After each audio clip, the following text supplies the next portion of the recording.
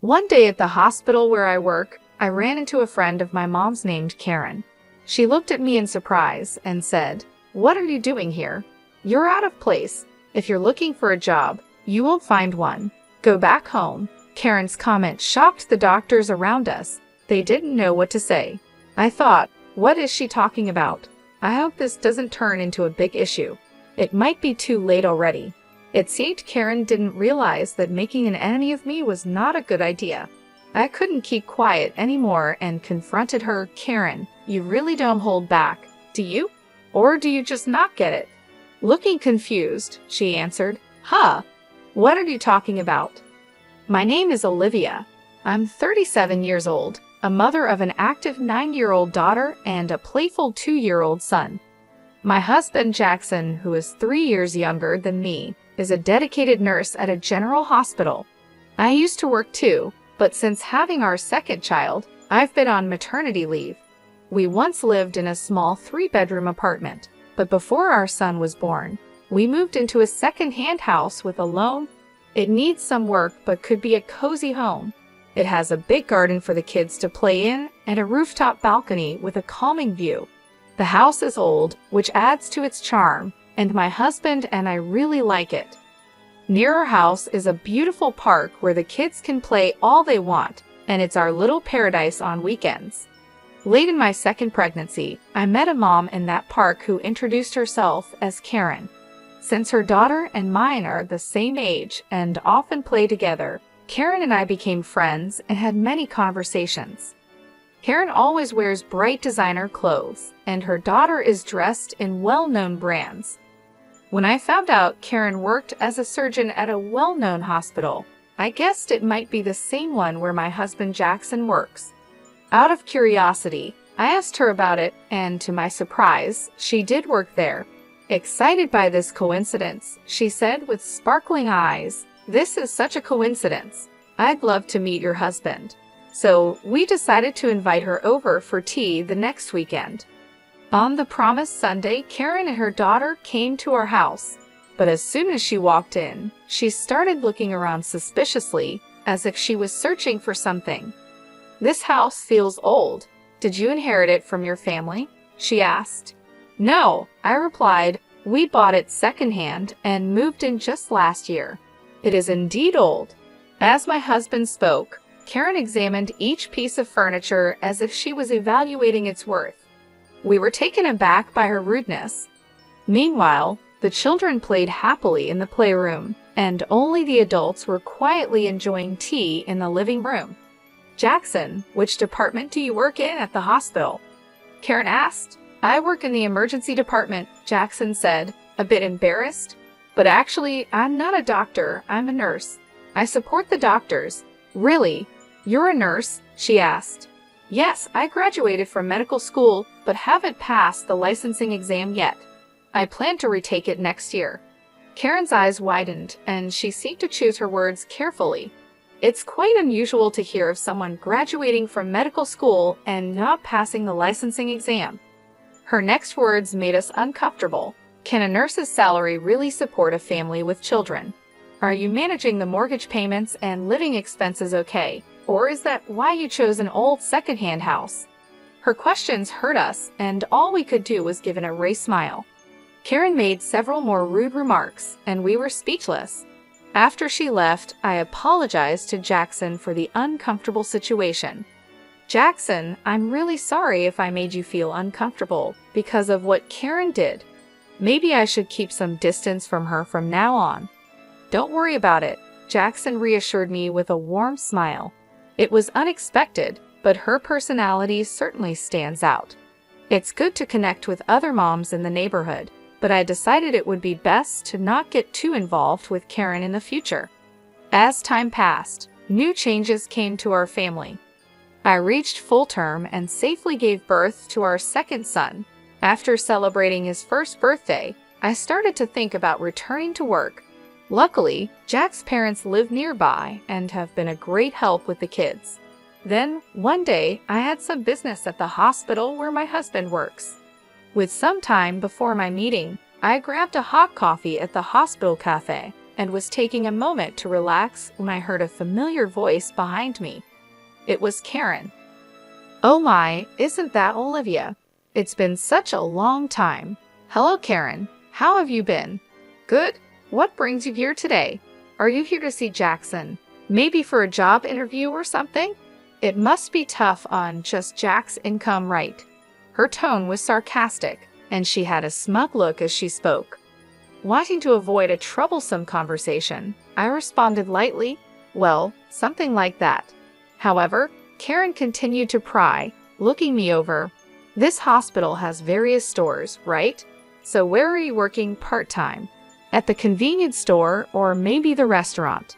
After a brief silence, I curtly replied, sorry, it's about time for my appointment. I quickly left the cafe and moved swiftly through the hospital. I took the elevator to the top floor.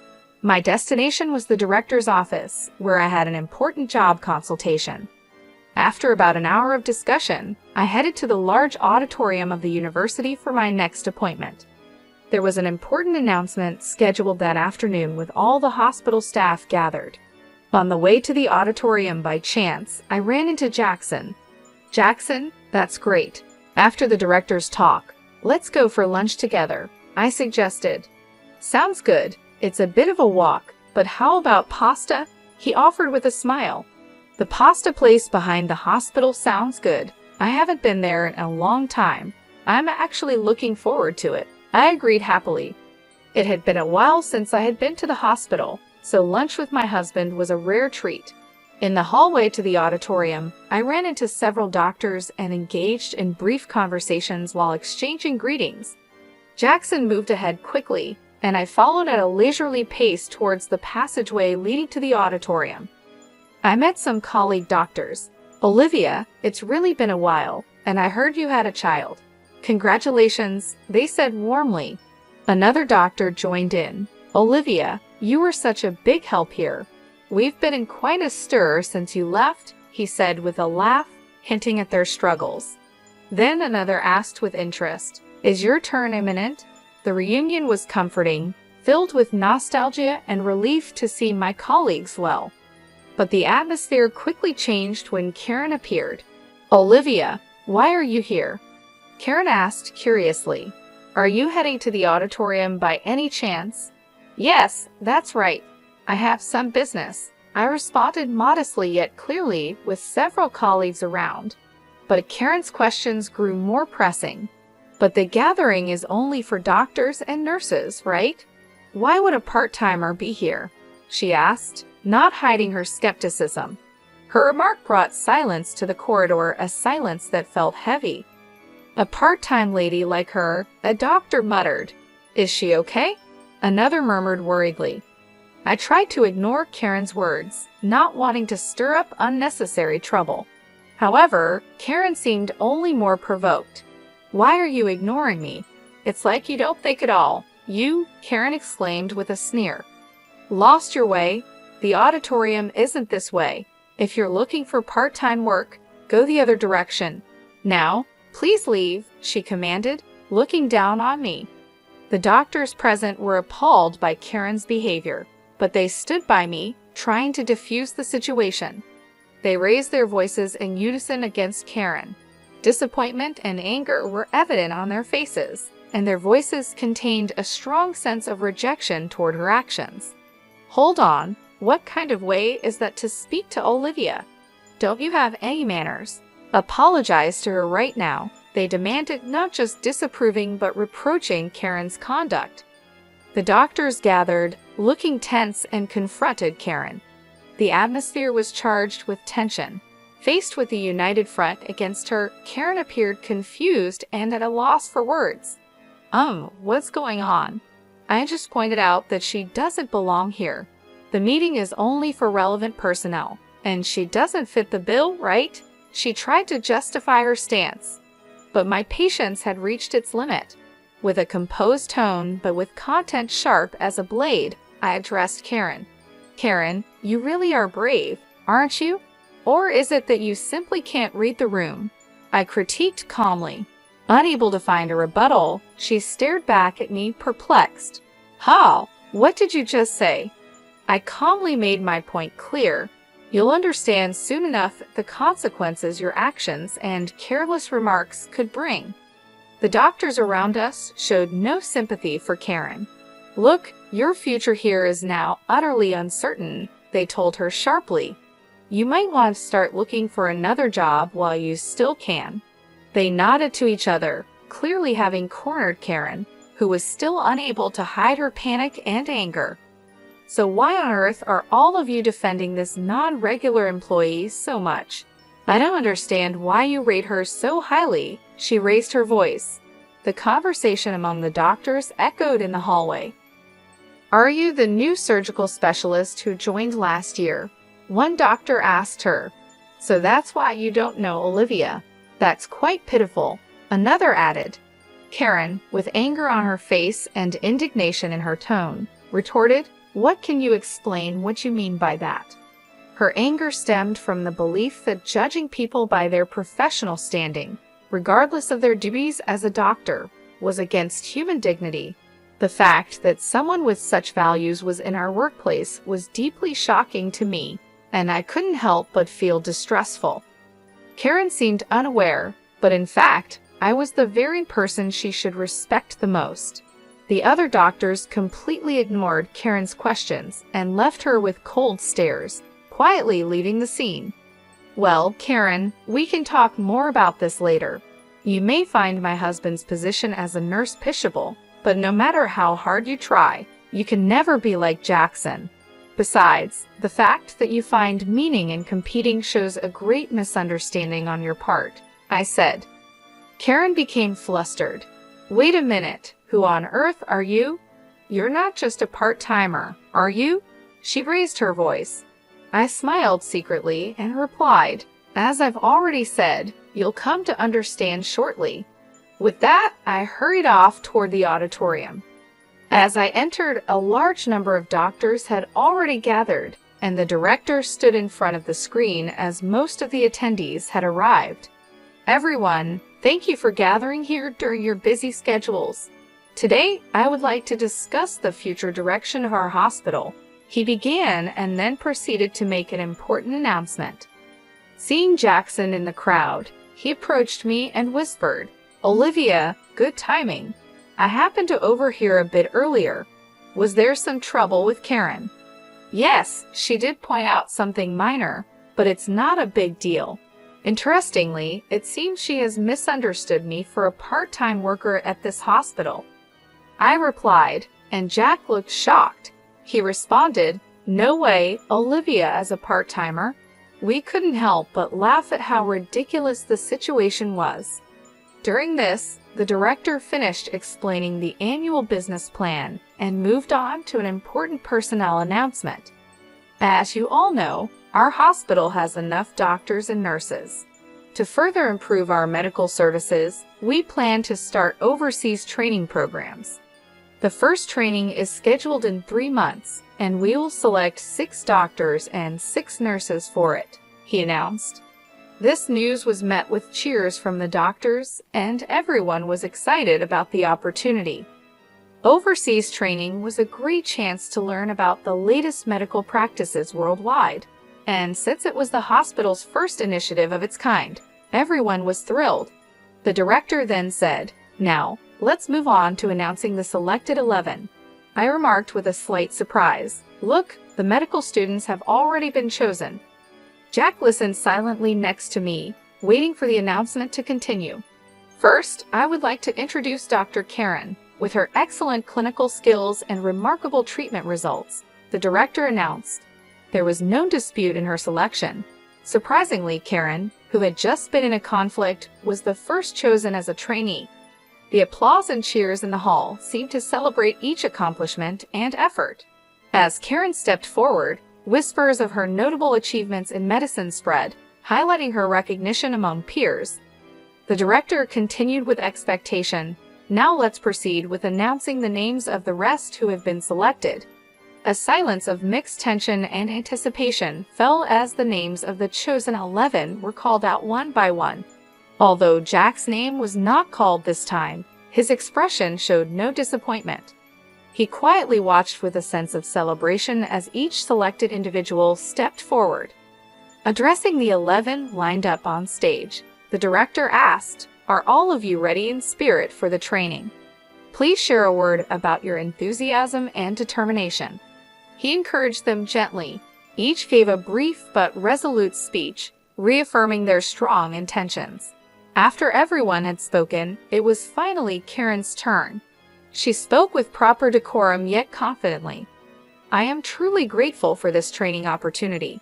I aim to help our hospital progress further with the advanced medical techniques I will learn abroad," she said with a polished greeting.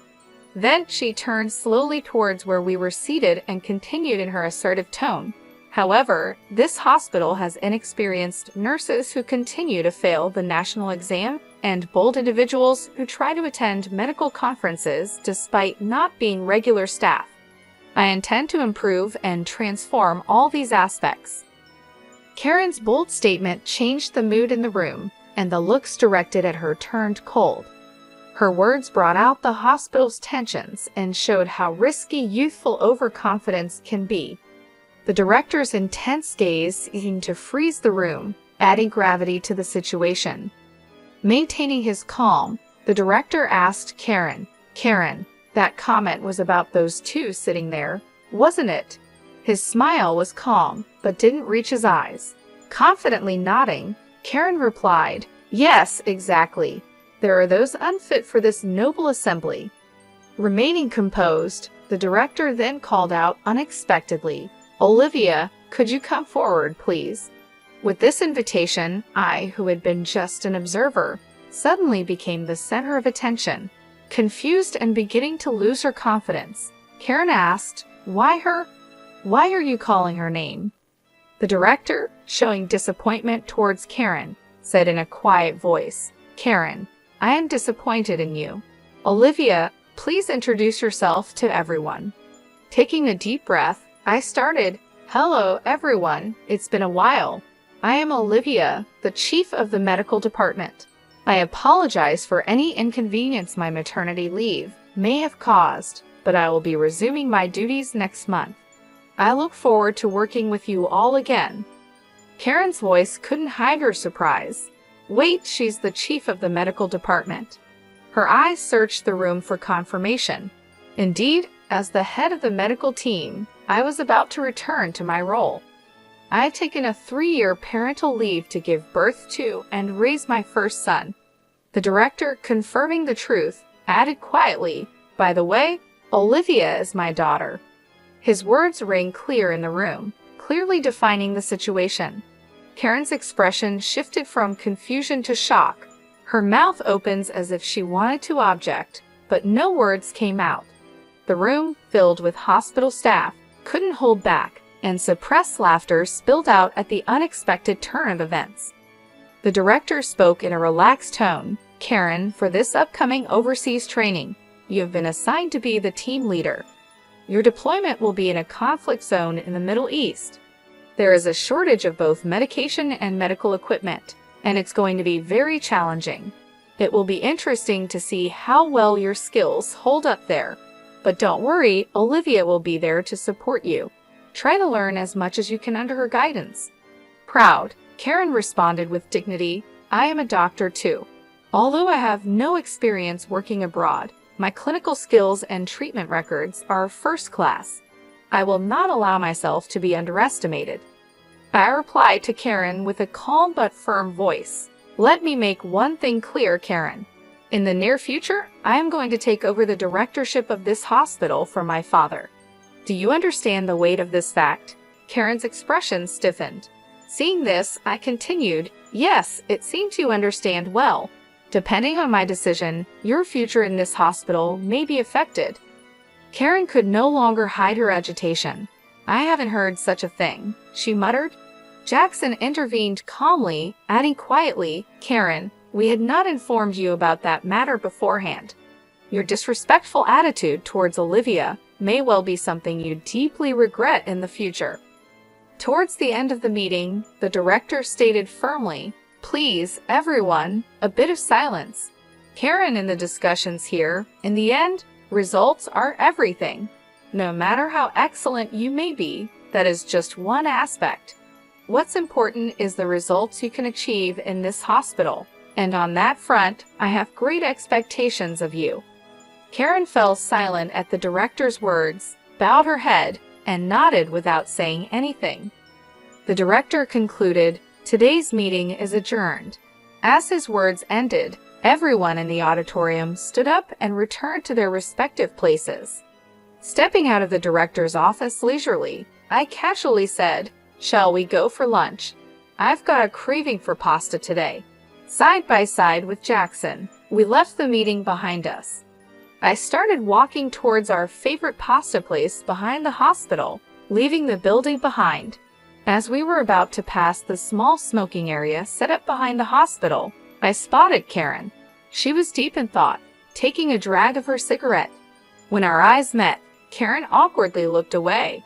Just then, a loud crash caught our attention. A car had rear-ended another in an accident.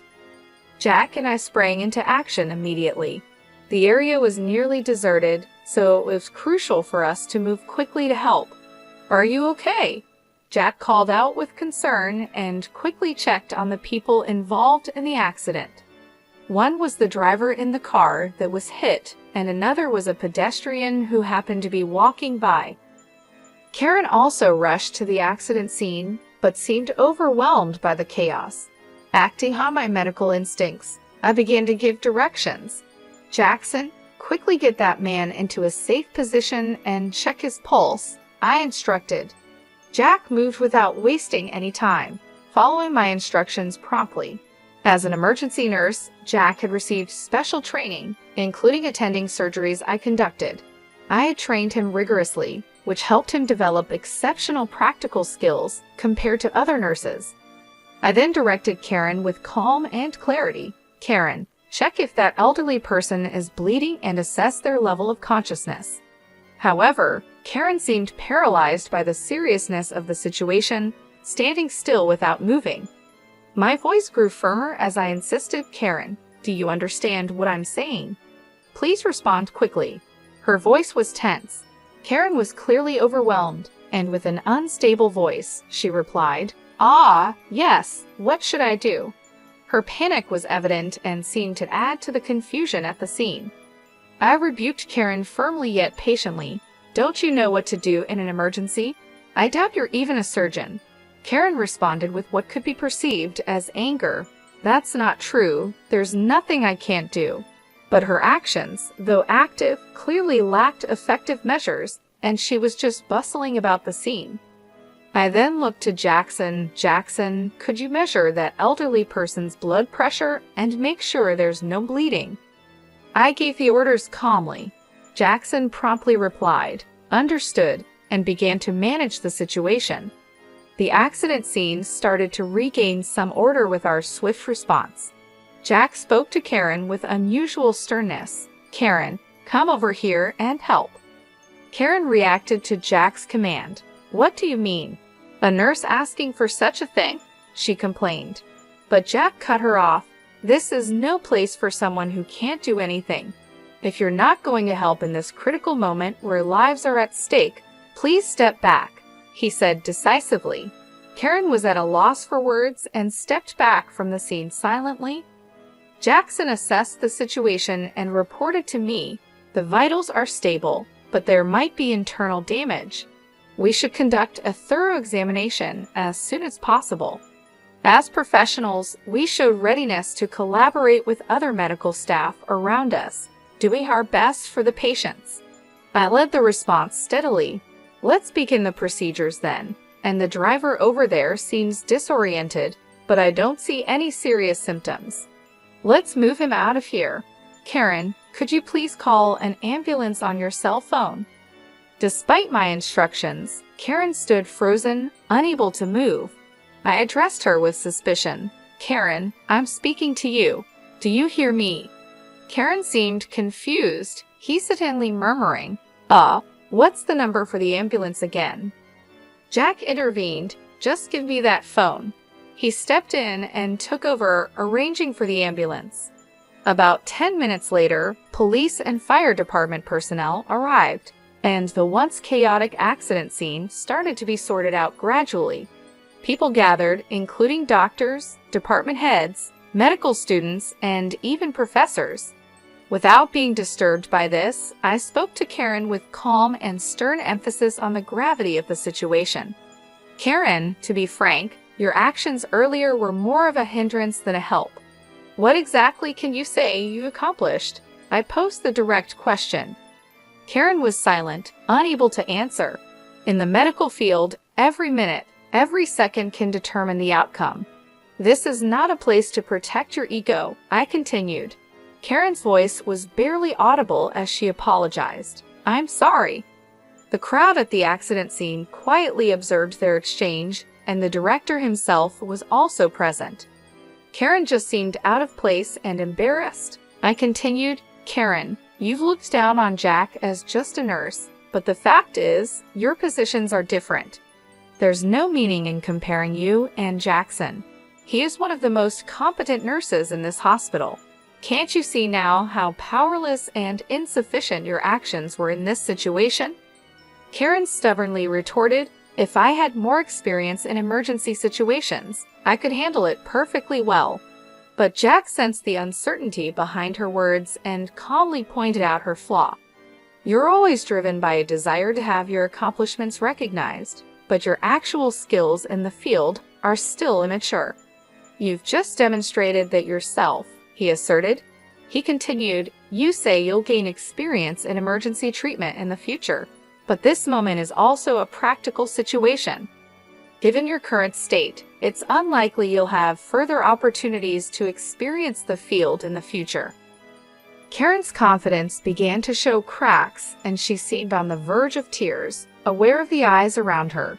Yet, the medical field, dealing with lives, demands proper judgment and strictness. Therefore, I had to make a tough decision that would impact Karen's future. Karen, I regret to say this, but your name will be removed from the Overseas Training Program candidate list, I declared. Karen was taken aback. What? I looked to the director for confirmation. Father, this decision is acceptable, correct? The director nodded deeply. No problem. This incident has given me a clear understanding of her capabilities. I have great expectations for Jack. We have always selected trainees based on their grades, but it may be necessary to reconsider our selection system in light of this. His quiet but firm response marked a complete defeat for Karen. With a calm but resolute voice, I advised Karen, it's important for you to relearn from the basics. Only then will you have the right to compete at the same level as Jack. Also, take to heart the dangers of judging a person's worth by their appearance. While I considered letting you go from the workplace, I have decided to give you one more chance, the last chance. Make the most of this opportunity and show us your full effort, I advised sternly yet justly. Afterward, they quietly left the scene, but the looks from the doctors around Karen were cold, filled with disappointment and disapproval. Their evaluation of her future was seemingly already set. Weeks passed, and the long-awaited departure day for the overseas training arrived. Jack and I headed to the airport, excited to acquire new knowledge and experience. I heard that Karen resigned from the hospital a month after the incident. She couldn't handle the cold stares from those around her and chose to put her pride first. Personally, I thought that was for the best.